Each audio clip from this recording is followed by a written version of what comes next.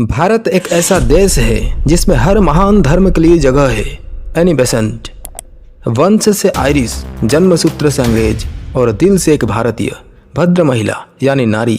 बहुत अवदान रहा है इनके हमारे देश के लिए। एक आध्यात्मिक दार्शनिक सोच और समाज सेवा की मानसिकता रखने वाली एक महान आत्मा। इनकी शादी भी एक आध्यात्मिक सोच समझ रखने वाले इंसान से ही हुआ था, लेकिन आपस में कुछ मतविरोध के चलते दोनों अलग हो गए थे। हमारे देश में एक कॉलेज उनके नाम का है। होम रूल आंदोलन भी इनकी एक महान योगदान रहा है हमारे देश की आज़ादी की लड़ाई में।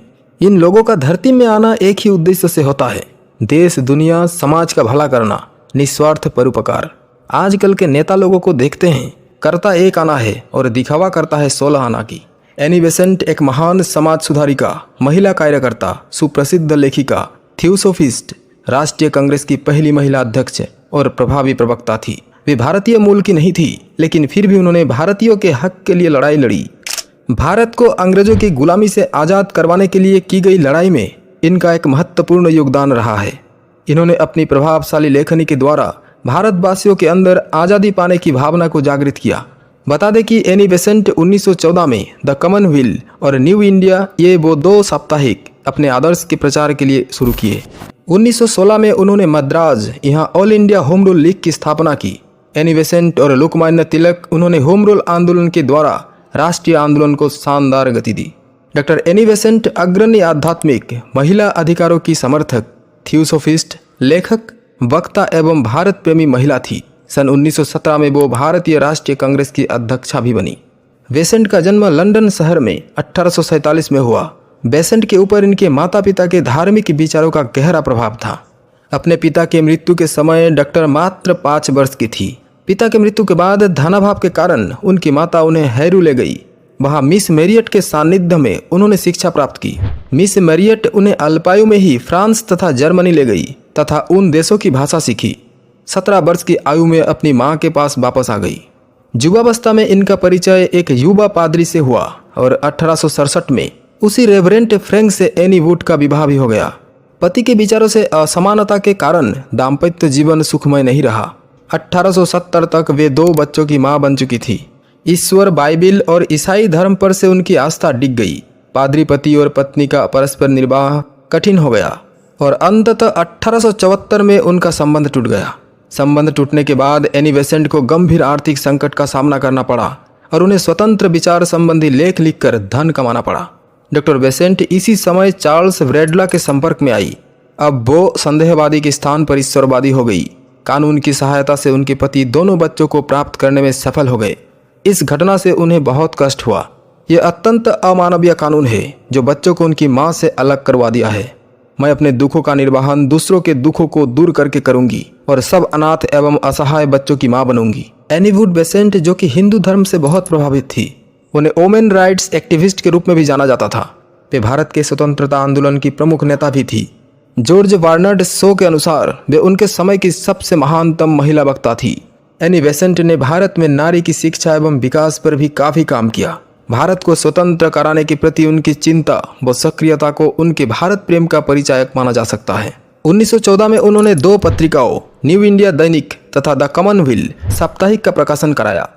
एनी बेसेंट 1989 में थियोसॉफी के विचारों से प्रभावित हुई। वो 21 मई 1889 को थियोसॉफिकल सोसाइटी से जुड़ गई। शीघ्र ही उन्होंने थियोसॉफिकल सोसाइटी की वक्ता के रूप में महत्वपूर्ण स्थान बनाया। उनका 1893 में भारत आगमन हुआ। वर्ष 1907 में वो थियोसॉफिकल सोसाइटी की अध्यक्ष निर्वाचित हुई।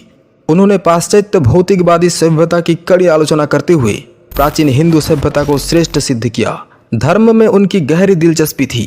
उस काल में बाल गंगाधर तिलक के अलावा उन्होंने भी गीता का अनुवाद किया। वो भूत प्रेत जैसी रहस्यमयी चीजों में भी विश्वास करती थी।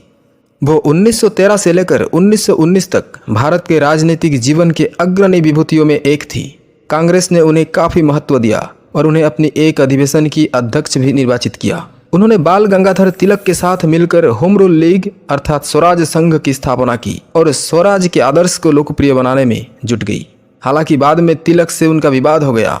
जब गांधी जी ने सत्याग्रह आंदोलन प्रारंभ किया तो वो भारतीय राजनीति की मुख्य धारा से अलग हो गई। एनी बेसेंट ने निर्धनों की सेवा में आदर्श समाजवाद देखा। वो विधवा विवाह एवं अंतरजातीय विवाह के पक्ष में थी, लेकिन बहु विवाह को नारी गौरव का अपमान एवं समाज के लिए अभिशाप मानती थी। प्रख्यात समाज सुधारक और स्वतंत्रता सेनानी एनी बेसेंट ने भारत को एक सभ्यता के रूप में स्वीकार किया था तथा भारतीय राष्ट्रवाद को अंगीकार किया था। साल 1916 में बाल गंगाधर तिलक के बाद उन्होंने भारत में दूसरी बार होम रूल लीग की स्थापना की और स्वराज प्राप्ति की मांग की। इस लीग ने कांग्रेस की राजनीति को नई दिशा प्रदान की। इसके बाद साल 1917 में एनी बेसेंट को राष्ट्रीय कांग्रेस की अध्यक्ष बनाया गया। इसके अलावा उन्हें भारतीय राष्ट्रीय कांग्रेस की पहली महिला अध्यक्ष होने का भी गौरव प्राप्त है। उन्होंने इस दौरान देश के विकास के लिए कई काम किए थे। एनी बेसेंट थियोसॉफी से संबंधित एक धार्मिक यात्रा पर भारत आई थी, लेकिन फिर वे न सिर्फ भारतीय संस्कृति में रम गई, बल्कि वे भारत की स्वतंत्रता आंदोलन में शामिल हुई और देश की प्रमुख नेता बनी।